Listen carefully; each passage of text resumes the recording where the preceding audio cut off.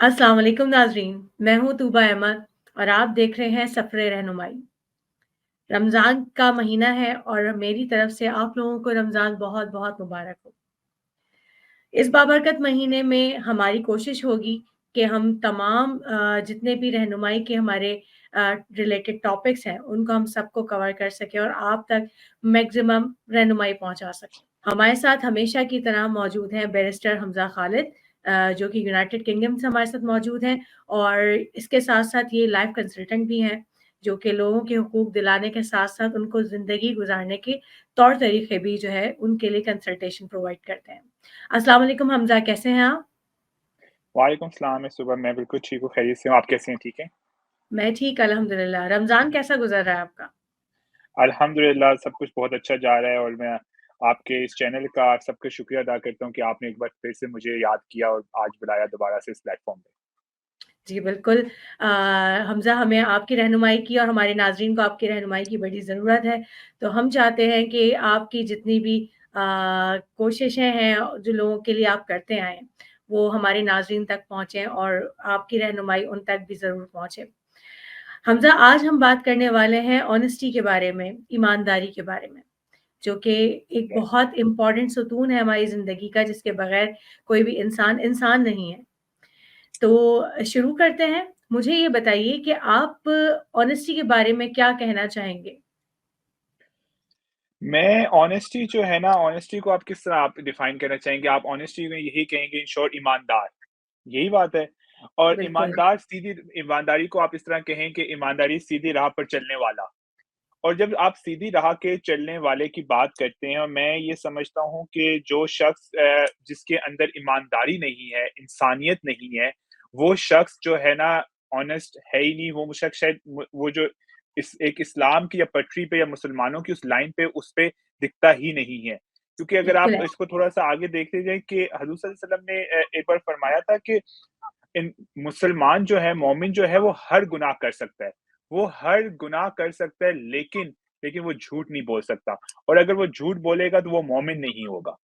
तो बिल्कुल है। मुझे ये लगता है कि जब हमारे रसूल सल्लल्लाहु अलैहि वसल्लम ने इतनी बड़ी बात कही, इतना बड़ा उन्होंने हमें एक प्लेटफ़ॉर्म दिया जिसमें उन्होंने हमें समझाया, जिसमें हमें उन्होंने गाइडेंस दी कि क्या सही है, क्या गलत है। हम उसको जब खुद नहीं समझ पा अगर नहीं पा रहे, तो शायद ये हमारी प्लेटफ़ॉर्म में गलती है या हमारी हम इंसान एज़ अ पर्सन गलत है।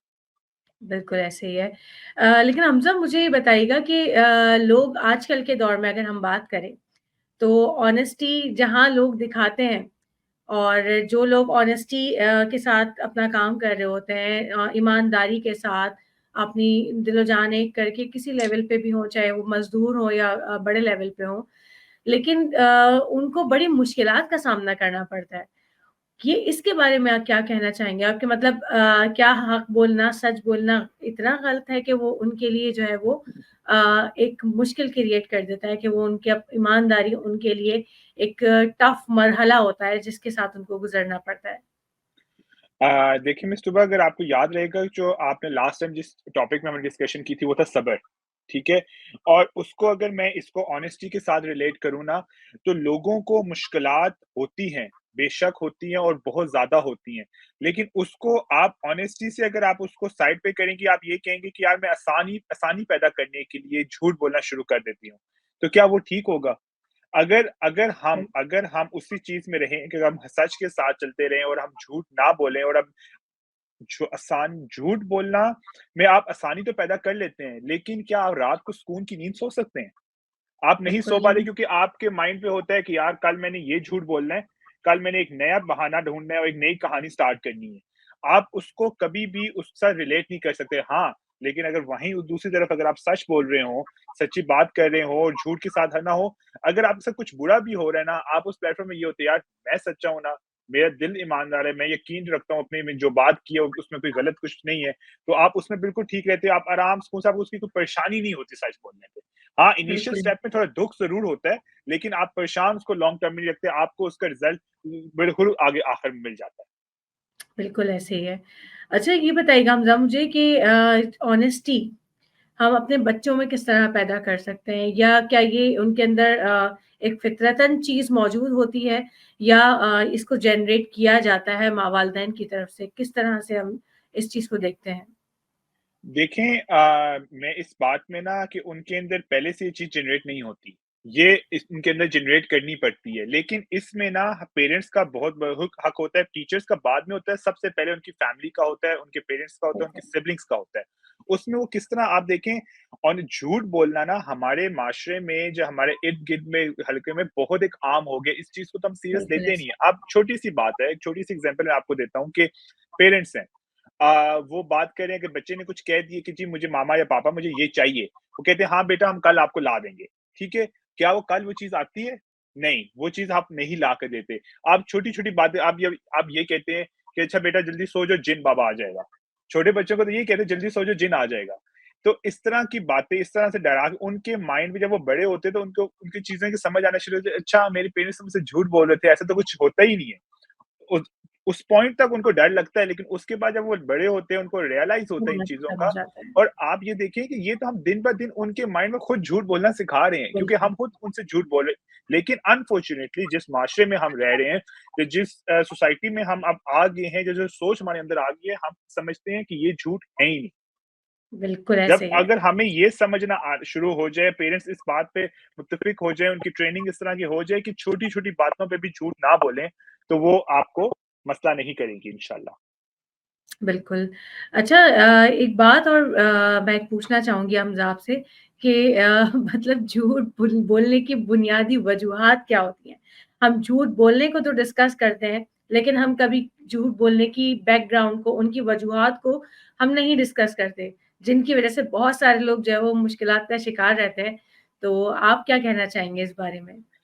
झूठ बोलने की ना कोई वजूहात नहीं होती। झूठ हमारी आदत बन जाती है, हमारी फ़ितरत बन जाती बिल्कुल, है। आप इस चीज़ को ये समझें कि आप अगर उनकी ऐसी फ़ितरत बन जाती है कि वो सच उनके मुँह से सच निकलता ही नहीं है और अगर वो सच बोलेंगे तब भी कुछ गलत नहीं होगा, वो ठीक बात ही कर रहे होंगे। वो झूठ बोल के भी टेक्निकली शायद सही बात कर रहे हों, लेकिन वो झूठ बोल के बता रहे होंगे, झूठ बोल के समझा रहे होंगे कि हम इस तरह बोलेंगे तो ज़्यादा अच्छा लगेगा। लेकिन ये चीज़ इस तरह नहीं है। ये मतलब झूठ के पीछे कोई पहिया नहीं है। आप इस चीज़ को समझ पाएँ कि ये हमारे अंदर खुद एक फ़ितरत बन जाती है। पहले हम हुँ, इनिशियल स्टेज में उठाते हैं कि यार हम डर रहे होते हैं, सच बोला तो ये हो जाएगा, ये अलबत्ता हम सच बोलें तो कुछ ख़ास होगा नहीं। लेकिन हम जब झूठ बोलते हैं, तो वो उसको हमें लगता है हम उस चीज़ से बच जाएँगे, लेकिन वो फ़ितरी तौर पे उस टाइम के लिए हम बच जाते हैं, लेकिन वो दूसरे सेकंड वो चीज़ हमारे पर रेप्लिकेट कर जाती है। तो इस बिल्कुल वज़ह से ऐसे ही। वो जो फिर उस स्टेप से बचने के लिए ना यार अभी तो फ़िलहाल बचे ना, वो हमारी आदत के अंदर आ जाता है। और जब हमारी बिल्कुल हैबिट ऐसे के अंदर जो चीज़ आ जाए, तो हम कैसे उस चीज़ को छोड़ सकते हैं? अगर फॉर एग्ज़ाम्पल हम जो एक बात छोटी-सी करते हैं, हम चाय पीते हैं। अगर हमें पता है कि हमने शाम को 6 बजे चाय पीनी है, तो आप ये समझिए कि आपको 6 बजे चाय नहीं मिलेगी, आपका सर दर्द करना शुरू हो जाएगा, क्योंकि हमारी आदत बन गई है, हमारी फ़ितरत बन गई है। तो इसी तरह ना झूठ भी इंसान की फ़ितरत बन गई है। बिल्कुल, ऐसे ही है। अच्छा तो ये बताइए कि ये चलिए हम आम ज़िंदगी के बारे में तो हम डिस्कस करते ही रहते हैं। लेकिन आप क्योंकि बैरिस्टर भी हैं, आप बहुत सारे लोगों को देखते हैं। तो इस बारे में क्या कहना चाहेंगे कि हम बड़े लेवल पे अगर देखें, तो लोग झूठ बोल-बोल के बहुत मतलब बेईमानी के साथ अगर हम झूठ को ना इसमें कंसीडर करें, बेईमानी के साथ बहुत बड़े-बड़े केसेस जीत जाते हैं। बहुत बड़े-बड़े जो है वो अपने मराहिल से उनका अपने आप को निकाल लेते हैं। तो उस बारे में आप क्या कहना चाहेंगे कि जो लोग सच बोल रहे होते हैं, वो फँस जाते हैं और जो झूठ की बुनियाद पे इन्होंने खड़ी की होती है, वो आराम से निकल जाते हैं। तो इस बारे में आप क्या कहना चाहेंगे? क्या ईमानदारी उनको भारी पड़ जाती है? नहीं जी, उनको ईमानदारी बिल्कुल भारी नहीं पड़ती। उनको उस सिनेरियोज़ की जो प्रॉब्लम सामने आती हैं, वो चीज़ें उनको मार पड़ जाती हैं। एक क्लाइंट होता है ना, क्लाइंट को हमेशा अपने जो अपना लॉयर होता है, उसको हर बात ए टू ज़ी बतानी होती है कि यार हमने ये गलती बिल्कुल, की, ये किया, ये किया। अगर वो नहीं बताते, तो वो उसका नुकसान उठाते हैं, ठीक है? अगर बिल्कुल। आप उसको उस तरह लेके चलें कि आप अगर ये कहना शुरू कर दें कि यार जो है एक क्रिमिनल है वो हमेशा अक्सर जो है केस जीत जाता है। वो केस जीत नहीं जाता। उसका जो लॉयर होता है आप उसको कोई बुरा-भला नहीं कह सकते, क्योंकि हमारा कानून हमें हक देता है आर्टिकल 10 के मुताबिक कि आपने अगर क्रिमिनल है, जो भी उसने जो गलती की है, उसको उस गलती से उसके अलावा जो उसपे चार्जेस लगे आप उसको उससे हटाएँ। जब आप उनको उन चार्जेस से हटा रहे होते हैं, वो इतना क्योंकि जब हमारे यहाँ कोई भी क्रिमिनल एक्ट होता है या कुछ भी होता है, अगर सिर्फ़ इसको मैं सिविल की तरफ से हटा के क्रिमिनल की तरफ लेकर आऊँ, कुछ भी क्रिमिनल एक्ट होता है, तो हम उसपे 10 एफआईआर फालतू की कटवा देते हैं। बिल्कुल गलती ऐसे। एक होती है और उसपे 10 फालतू की चार्जेस लगवा देते हैं, जो कि आपके क्लाइंट के जो केस होता है, वो ऑलरेडी उसको वीक कर देता है। तो बात तो बिल्कुल। वही हुई कि अगर आप इंसाफ माँगने भी गए हैं, लेकिन उस इंसाफ माँगने के लिए आपने 100-10 झूठी बातें भी साथ लगा दी हैं, तो वो हुँ, नुकसान में तो आप ही जाओगे। तो इस वजह से बिल्कुल। ये पॉइंट है कि अगर आप उस वक़्त सच का साथ दे रहे हो ना और सच बोलते हुए डे 1 से सच-सच बोलते आए तो आई डोंट थिंक सो कि आपको किसी चीज़ का नुकसान होगा या कोई आपको इस तरह का मसला होगा। क्योंकि जो जज बैठे हैं जिन्होंने बिल्कुल। आपके हक में फैसला देना है, वो इतने पागल नहीं होते, वो सिर्फ फैक्ट्स पे बात कर रहे होते हैं। वो उसके आपके फैक्ट्स और आपके फिगर्स को देखकर आप पे फैसला सुनाते हैं। बिल्कुल। बहुत बेहतरीन बात की हमज़ा आपने। मैं ये कहना चाहूँगी कि जो हमारी ऑनेस्टी है, ये हमें किस-किस मुकाम पे जो है वो अपनी मज़बूती से थामनी पड़ती है। आपको क्या लगता है कि लाइफ़ के हमने अपना बचपन गुज़ारा, हम अपनी जवानी गुज़ार रहे हैं, एक स्टेप आता है जब हम बुढ़ापे की तरफ जाने लगते हैं, तो हमें ऑनेस्टी सबसे ज़्यादा कहाँ काम आती है? ऑनेस्टी ना हमें हर स्टेप में काम आती है, हर मकसद पे। आप देखें छोटे से लेके ना बड़े लेवल तक ना आप ऑनेस्टी अगर आप अपने साथ रखते रहेंगे ना तो आपको किसी स्टेज में भी आपको आपको नुकसान नहीं होगा। हाँ, इनिशियल स्टेप्स में आपको डिफ़िकल्टीज़ ज़रूर होती हैं, लेकिन अगर आप उसको लॉन्ग टर्म सोचें तो आपको कोई नुकसान नहीं होता। जैसे हर स्टोरी का होता है ना कि आप फ्यूचर का सोचते हैं तो शॉर्ट स्टोरी ना सोचिए, आप उसको लॉन्ग टर्म में लेके जाएँ। जब आप उसको लॉन्ग टर्म में लेके जाएँ, आपको नज़र आ रहा होता है आपको कितने फ़ायदे हैं, कितना क्या है। हाँ, शॉर्ट टर्म के लिए इनिशियली नुकसान ज़रूर है, लेकिन आगे जाकर हमें इस चीज़ों का फ़ायदा है। तो उसमें हर स्टेप में, हर माहौल में क्योंकि आप अगर मैं बात करूँ कि जी अगर आप शुरू से सच बोलते हैं, तो बुढ़ापे में जाकर जो है आपको लोगों के साथ टैग लग जाएगा कि यार ये तो बंदा झूठ ही नहीं बोलता, बहुत ईमानदार है, ये नहीं। वो बात उस हद तक ठीक है, लेकिन अगर एक बच्चा छोटे दिन से पहले दिन से ही सच बोलता आ रहा है ना, तो वो जिस क्लास में जो उसके वो छोटे-छोटे दोस्त हैं ना, वो भी यही कहेंगे यार इस बंदे की बात पे यकीन करते हैं क्योंकि ये तो झूठ बोलता ही नहीं है।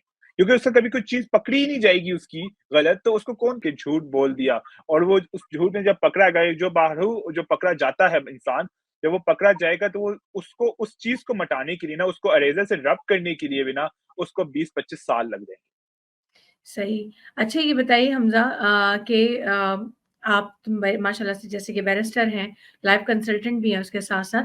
तो कानून में इसकी मतलब ऑनेस्टी के खिलाफ जैसे हमारे तो अगर मैं छोटे से मुकाम की बात करूँ मैं पाकिस्तान में जैसे रमज़ान चल रहे हैं, ये तो सभी जानते हैं कि हमारे जो वेंडर्स हैं, हमारे जो फल फ़रोश हैं, हमारे जो दुकान वाले हैं और वो कहते हैं मतलब चीज़ें उनके लिए महँगी हो गई हैं बहुत ज़्यादा।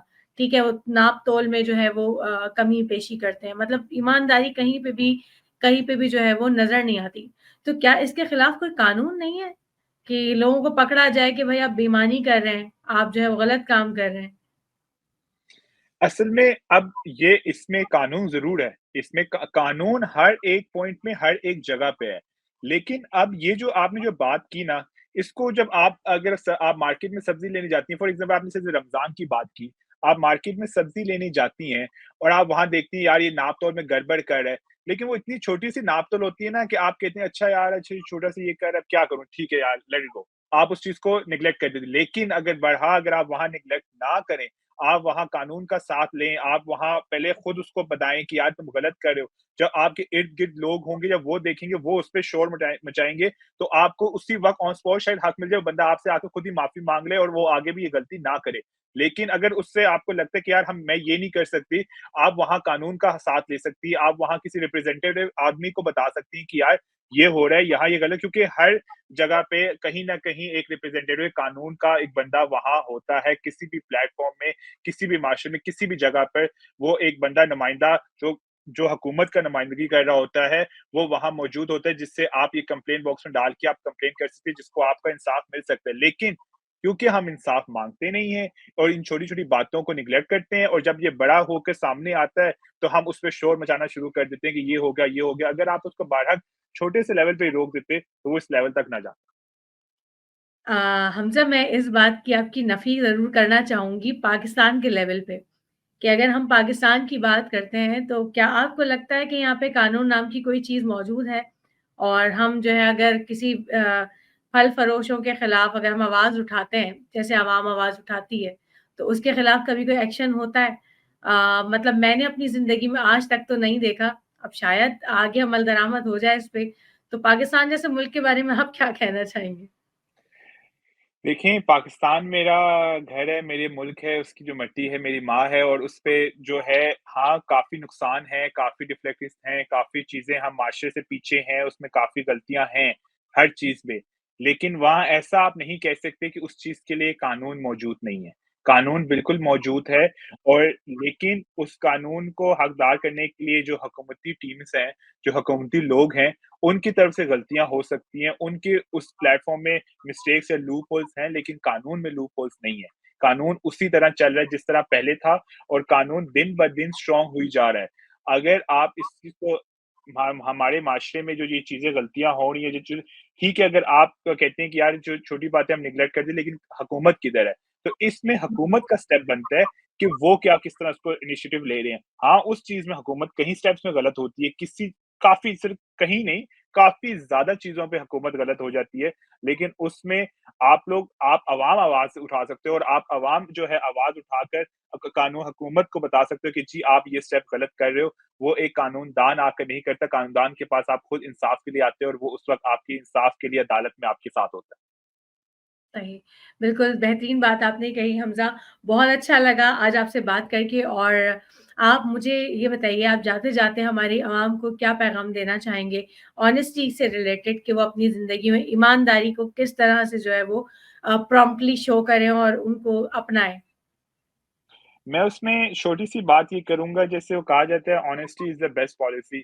अगर आप इस चीज़ को डे 1 से अपने साथ लगा के चले ना, तो इंशाल्लाह आपको ज़िंदगी में किसी मकाम में कोई मसला या परेशानी नहीं होगी। इनिशियल स्टेप्स में डिफ़िकल्टी ज़रूर होती है, लेकिन आप उस इनिशियल स्टेप्स को अगर आप जीत जाए ना, तो बरहा आप आगे हर स्टेप में जीतते रहेंगे और अगर आप सच बोलते रहें, तो दिन-ब-दिन आपके लिए अगले स्टेप्स में आसानियाँ पैदा होती रहती हैं, ना कि अगर आप झूठ बोलने से स्टार्ट करें उसी काम को तो आगे 100 जगहों पे वो आपको डिफ़िकल्टीज़ देता है और 100 जगह आप झूठ बोलते हो और आपको इंसान को ये पता होना चाहिए कि उसने बरहक एक दिन वापस 1-2 गज़ की कब्र के अंदर जाना है, बिल्कुल। जहाँ उसने इंसाफ लेना है अपना। तो उस इंसाफ के लिए वो कहाँ से इंसाफ लाएगा, वो सच्ची बात कहाँ से लेकर आएगा जब उसके पूरे अमाज़ में झूठ लिखा होगा। तो इस वज़ह हुँ, से मुझे ये लगता है कि सिर्फ़ उस 2 गज़ की कब्र के लिए अगर इंसान सच बोलना शुरू कर दे ना, तो उसकी ज़िंदगी यहाँ ये भी है दुनिया भी आसान और आखिरत भी आसान होगी इंशाल्लाह। बहुत बेहतरीन बात की आपने। जाते-जाते नाज़रीन एक छोटा-सा सजेशन, एक छोटी-सी बात मैं भी कहना चाहूँगी अपनी तरफ से। अपनी ज़िंदगियों में ईमानदारी को अपना साथी बना लें। क्योंकि जो हमारी ईमानदारी है वो हमें दुनिया में भी काम आएगी, हमें आख़िरत में भी काम आएगी। हमारी कब्र में रोशनी बन के आएगी और दुनिया में हमारे लिए और दूसरे लोगों के लिए मशाल रहनुमाई बनेगी। तो इसी के साथ अपनी होस्ट तुबा अहमद को इजाज़त दीजिए। सफ़र रहनुमाई में इंशाअल्लाह दोबारा मुलाकात होगी। अपना बहुत सारा ख़्याल रखिएगा। रमज़ान आप लोगों को बहुत-बहुत मुबारक हो। अल्लाह हाफ़िज़।